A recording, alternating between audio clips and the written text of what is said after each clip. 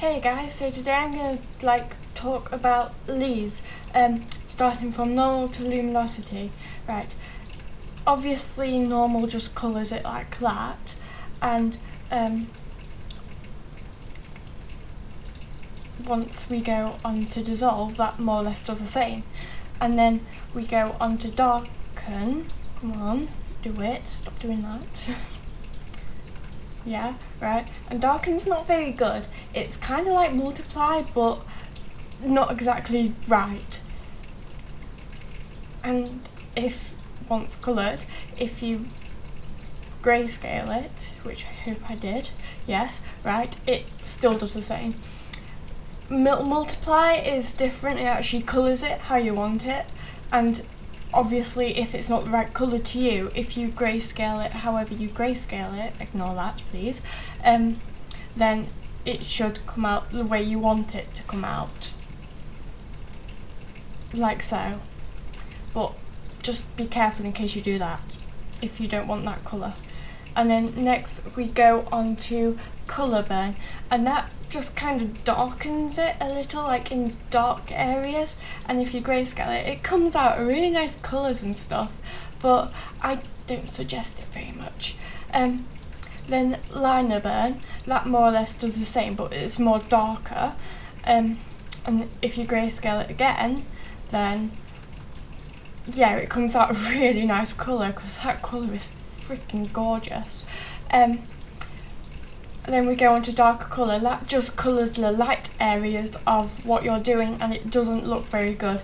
And next, after I show you like grayscaling again, will be like the lighter screen, colour dodge add, etc. Lighting's good, but I wouldn't suggest it, because sometimes it can look really scruffy, even in grayscale. I suggest grayscaling things is the best thing to do. Screen just makes things, that looks pink, and that's supposed to be red, so that kind of shows what it does, even grayscaled. Colour dodge, that just makes things white, same with the rest, even if they're grayscaled.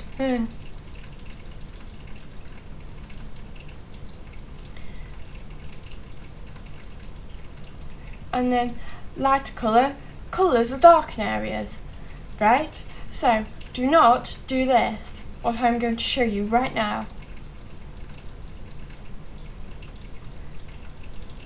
Wrong colour, there we go, because that looks bad and scruffy, that really does, and it does not look good.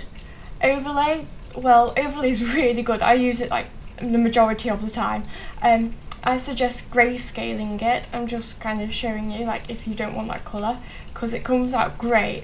And if you want like a darker colour, then obviously make it darker. If that's too light for you and you want it darker, darken the grayscaled image, make sure that it's selected there. I shall be doing a tutorial on selecting very soon, hopefully, because I want to get all Photoshop over and done with, like the things you can do in beginner. This is soft light, and that it's not very good technically. It's good, I would suggest it if you want to use it. That's hard light, that comes out a really nice colour. That's something else, I can't read it to be fully honest, but that comes out good. Next is liner light, I think that is, and that comes out a really nice orangey colour. That's pin light, that makes it a bit greeny, and I don't understand why, even when grayscaled, so I wouldn't suggest it. Hard mix does that.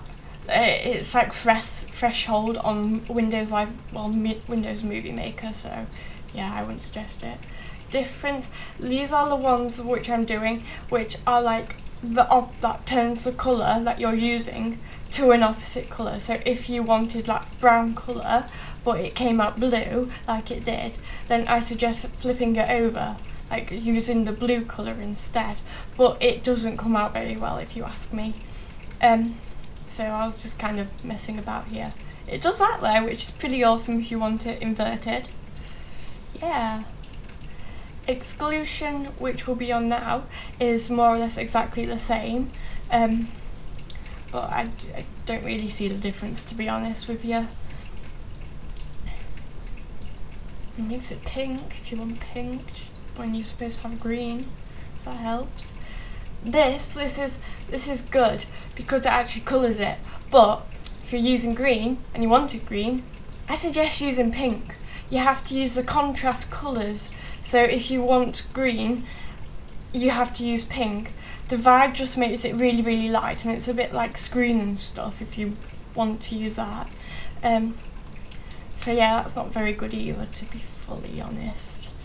Right, then we're on to the ones that people mainly use, like hue and colour. They're the main ones. So obviously if you've used hue before, you will understand that it will just do that. But I suggest, if something's grey, to not use it because it will not work. You will not see it come up because it's grey. And also, if you see here, right, be careful when you're colouring because it can create those grey lines. Now on to saturation. That more or less does whatever colour you're doing. It just kind of doesn't change it or colour it or anything, so it's not very good. It's good on GIMP, especially when you're using like white or something, because it actually makes it white, which is cool, but it doesn't do it on Photoshop. And here we're using colour, which is what people always use more or less. Luminosity just does that, so that's not very good. It's a bit poo. I better not swear.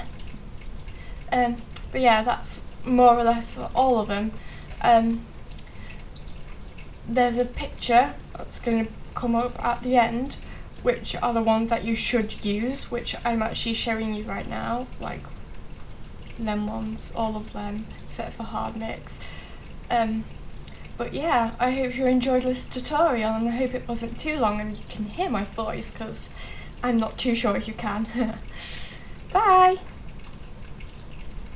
Oh, here is a picture that I did of like all the colours. I highlighted the ones that are good to use. Most of them are good with like grayscaling and that kind of stuff. If you do not know how to grayscale, I shall be putting a tutorial and how-tos up soon about like all the kind of other stuff you can use on Photoshop about it.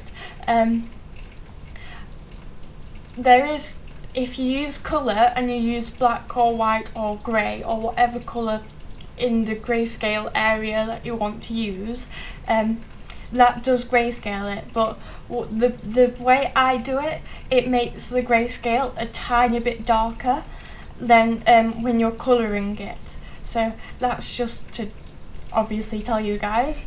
But yes, I shall be doing a tutorial on it soon, and I really do hope that this wasn't too long for you to watch and it was okay, because this is the first time I've ever recorded my voice doing this. So bye again.